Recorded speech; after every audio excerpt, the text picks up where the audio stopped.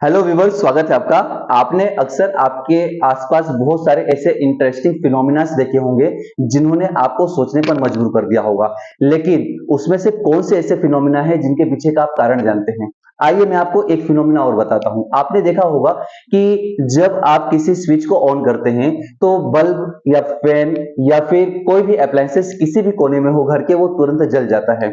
आपने ये भी सोचा होगा कि यार ये लाइट यहां से मैंने ऑन किया और उतनी तेजी से वहां पे कैसे पहुंच गई। तो ये जो वेलोसिटी होती है, इस वेलोसिटी के बारे में ही हम आज पढ़ने वाले हैं। लेकिन ये होता कैसे है, आपको कैसे समझ में आएगा, आपकी लाइफ में इसका क्या इफेक्ट है, और आप मतलब एक सामान्य व्यक्ति कैसे समझ सकता है कि ये जो फिनोमिना है या ये जो वेलोसिटी है, ये कैसे इतनी तेजी से चलती है। तो इसके लिए मैं आपको एक सिंपल सा उदाहरण समझा रहा हूं, उसे आप ध्यान से समझिए। मान लीजिए कि आपके पास एक नली है, एक पाइप आपने ले रखी है और उसको आपने पानी से भर दिया है। पाइप कितनी भी बड़ी हो सकती है, छोटी हो सकती है, बड़ी हो सकती है, कितनी भी बड़ी, जितनी बड़ी आप मानना चाहें उतनी बड़ी हो सकती है। लेकिन उसको आप पूरा पानी से भर दीजिए बस। उसको आपने पानी से भर दिया। अब वो कितने भी दूर पे होगा उसका दूसरा एंड, अगर पहले वाले एंड पर आप थोड़ा सा भी पानी इंसर्ट करेंगे, अगर उसके अंदर पानी डालेंगे एक बूंद दो बूंद, तो उतना ही दूसरे एंड पर वो पानी क्या होगा, निकल जाएगा। लेकिन क्या आपने यहां पे समझा कि अगर मैं यहां पर एक बूंद पानी डाल रहा हूं तो वहां पर इतनी जल्दी एक बूंद पानी निकल कैसे रहा है? नहीं सोचा ना। बस यही जो चीज है, यही साइंस के नजरिए से आप समझिए कि लाइट के अंदर ऐसा क्या होता है, या प्रकाश के अंदर, या स्विच के अंदर, करंट के अंदर ऐसा क्या होता है।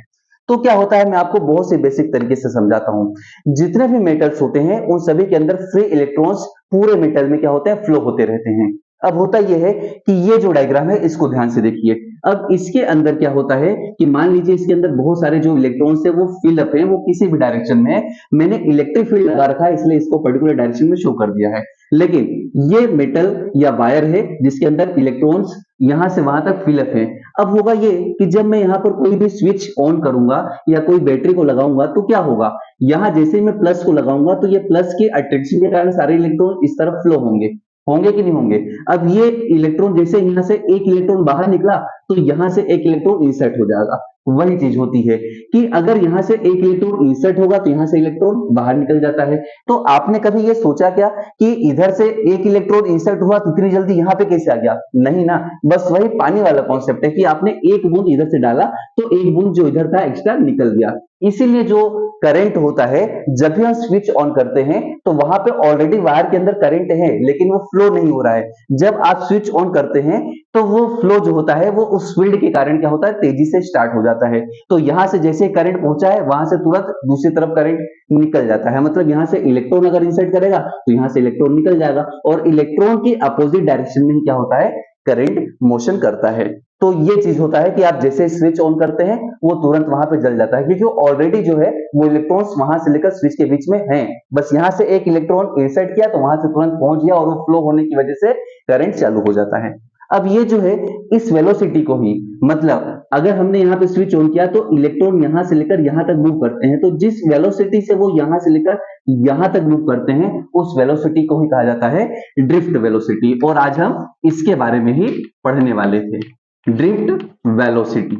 अब आइए इसको थोड़ा सा और आसान भाषा में समझते हैं। तो क्या होता है, यहां पर अगर मैं इसकी डेफिनेशन बोलूं कि ड्रिफ्ट वेलोसिटी की डेफिनेशन क्या होगी, तो इसकी डेफिनेशन ध्यान से सुनिए। The velocity gain by the electrons against the direction of electric field. The constant velocity हम बोल सकते हैं इसको। तो the constant velocity gain by the electrons against the direction of electric field is called drift velocity. अब यहाँ पे जो इलेक्ट्रिक फील्ड है, प्लस इधर है माइनस है, इसलिए इलेक्ट्रिक फील्ड की डायरेक्शन प्लस से माइनस की तरफ होगी। तो प्लस से माइनस की तरफ ये इलेक्ट्रिक फील्ड की डायरेक्शन है, तो इसके अगेंस्ट इलेक्ट्रॉन ने जो कांस्टेंट वेलोसिटी गेन की है इस इलेक्ट्रिक फील्ड में, उसको ही हम कहते हैं ड्रिफ्ट वेलोसिटी। अब मान लेते हैं ये जो ड्रिफ्ट वेलोसिटी है उसको वीडी से शो करते हैं। वीडी से शो करते हैं तो ये हो गया, मैंने यहां पे लिख दिया वीडी। इलेक्ट्रॉन जब यहां से चलना स्टार्ट करेगा तो फिर क्या होगा, तो जब यहां से चलना स्टार्ट करेगा तो उसके रास्ते में कुछ बहुत सारे इलेक्ट्रॉन्स आएंगे या पार्टिकल्स आएंगे जिनसे वो टकराएगा। तो मान लीजिए पहले पार्टिकल से वो यहाँ पे किया, उसने यहाँ पे कोलिजन किया। तो पहले पार्टिकल से अगर वो कोलिजन करेगा तो उसकी वेलोसिटी क्या हो जाएगी, जीरो हो जाएगी। तो इनिशियल वेलोसिटी क्या होती है, उसको हम शो करते हैं यू से। और इसके बाद जब वो उसकी वेलोसिटी जीरो हो जाएगी तो उसके बाद वापस वो इलेक्ट्रिक फील्ड के डायरेक्शन में मूव करना स्टार्ट करेगा। वेलोसिटी जब जीरो से मैक्सिमम तक पहुंचेगी तो वो एक्सेलरेशन की वजह से पहुंचेगी, क्योंकि वेलोसिटी जीरो से मैक्सिमम तक जा रही है, तो वो वेलोसिटी चेंज हुई जीरो से लेकर मैक्सिमम तक, तो वहां पर एक एक्सेलरेशन भी बनेगा, क्योंकि आपने पढ़ा है कि वेलोसिटी में अगर चेंज हो रहा है तो वहां पे एक्सेलरेशन बनता है, तो वो एक्सेलरेशन होता है ए। और यहां से एक जीरो से स्टार्ट होने के बाद अगले वापस कॉलिजन के बीच, मतलब अगले जाके वापस किसी पार्टिकल से टकराएगा तो वहां पे वापस जीरो कर देगा, तो एक कॉलिजन से दूसरे कॉलिजन के बीच में लगने वाला जो टाइम होता है उसे हम बोलते हैं, उसे हम क्या बोलते हैं, उसे हम बोलते हैं रिलैक्सेशन टाइम, या फिर time taken between two successive collision. लेकिन यहां पर इसको अभी मैं सिंपल टी से शो कर रहा हूं, तो ये जो इक्वेशन है ये तो सेकेंड इक्वेशन ऑफ मोशन है, इसी इक्वेशन का यूज हम करेंगे। अब दूसरी जो चीज है वो समझ लीजिए।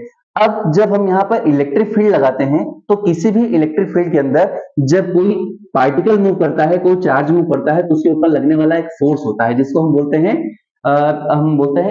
इलेक्ट्रिक फील्ड के कारण लगने वाला फोर्स, या जिसको हम शो करते हैं F equal to Q E से। लेकिन यहाँ पर देखिए F equal to Q E की जगह जो क्यू पार्टिकल है वो क्या है, इलेक्ट्रॉन है, तो ये हो जाएगा F इक्वल टू ई ई। ये वाला फॉर्मूला आपने पढ़ा होगा, फॉर्मूला तो एक्चुअली ये वाला होता है, F equal to Q E वाला होता है, लेकिन क्यू क्या है, यहाँ पर हमारा इलेक्ट्रॉन है इसलिए F इक्वल टू ई ई लिखा है, F इक्वल टू ई ई। अब F क्या है, यहाँ पे इलेक्ट्रिक फोर्स है जो कि इस इलेक्ट्रॉन पर लग रहा है, इसको खींचने के लिए, इसको वेलोसिटी अपनी ओर लाने के लिए, है ना। अब ये F इक्वल टू ई ई है, तो F अगर यहाँ पे लग रहा है तो इस इलेक्ट्रॉन का कुछ मास भी होगा, और एक्सेलरेशन मैंने ऑलरेडी बताया, तो F के कारण जो इसके अंदर हम कह रहे हैं जो न्यूटोनिक फोर्स लग रहा होगा F equal to M A लग रहा होगा, एम ए लग रहा होगा, तो ये ई वेक्टर के इक्वल हो जाएगा। F equal to M A भी होता है तो ई वेक्टर के इक्वल हो गया ये। अब यहां से मैं अगर इसका एक्सेलरेशन फाइंड कर लूं ए इक्वल टू कितना होगा, तो देखिए ए इक्वल टू इसका हो जाएगा ई अपॉन एम, तो ये इलेक्ट्रॉन का क्या हो जाएगा, एक्सेलरेशन होगा, जिस एक्सेलरेशन से वो जीरो से मैक्सिमम वेलोसिटी तक या फाइनल वेलोसिटी को वो गेन कर रहा है।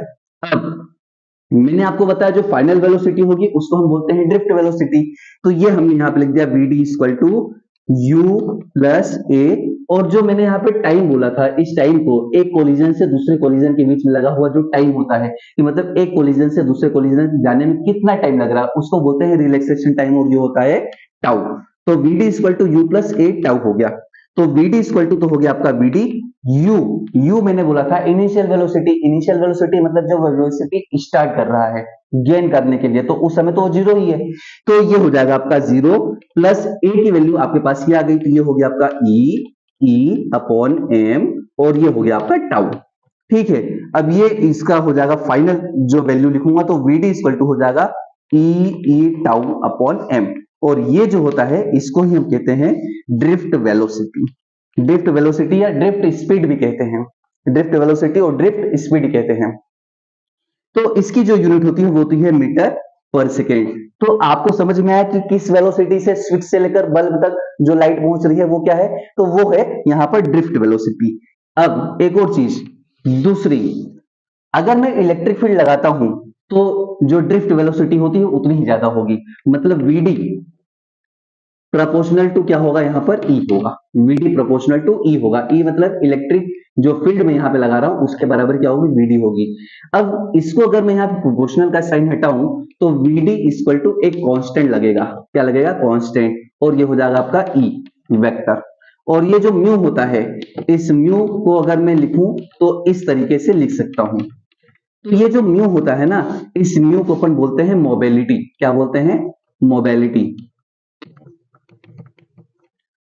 ये मोबिलिटी क्या चीज होती है, मोबिलिटी हमें ये बताती है कि जितना ज्यादा इलेक्ट्रिक फील्ड होगा उतना ही ज्यादा क्या होगा, ड्रिफ्ट वेलोसिटी होगा, मतलब इलेक्ट्रॉन उतनी ही तेजी से मूव करेंगे। इसका मतलब सिंपल आपकी भाषा में अगर मैं समझाऊं तो जितना ज्यादा आप पोटेंशियल लगाओगे इलेक्ट्रॉन उतनी ही तेजी से चलेंगे, मतलब उतनी तेजी से करंट क्या होगा, फ्लो होगा। इसलिए जब हम वोल्टेज ज्यादा बढ़ाकर लगाते हैं, ज्यादा वोल्टेज का सेल लगाते हैं किसी सर्किट के अंदर, तो करंट जो होता है वो तेज जलता है, बल्ब जो होता है वो तेज जलता है, क्योंकि ज्यादा इलेक्ट्रॉन्स आ रहे होते हैं।